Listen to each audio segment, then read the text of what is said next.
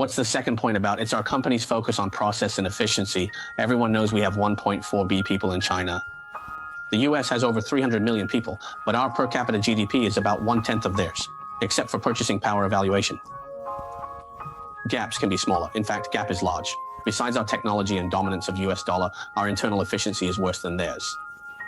What I saw KFC and McDonald's are catering together in the US. He's the best, including Starbucks.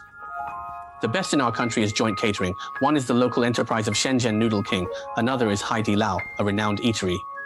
Their efficiency is worse than that of all the others. Naturally, this includes the quantity of his products in the selection. He is much less. Then we have hundreds of Haidilao restaurants. He has already reached the ceiling in his management.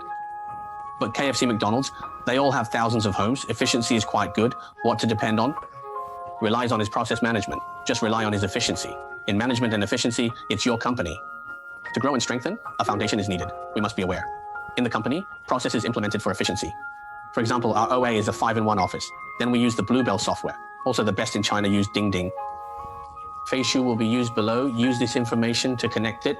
Then the second is our warehouse between our factory, including our headquarters sales in this area. We used a more advanced set, this crystal disk system, so keep optimizing on this.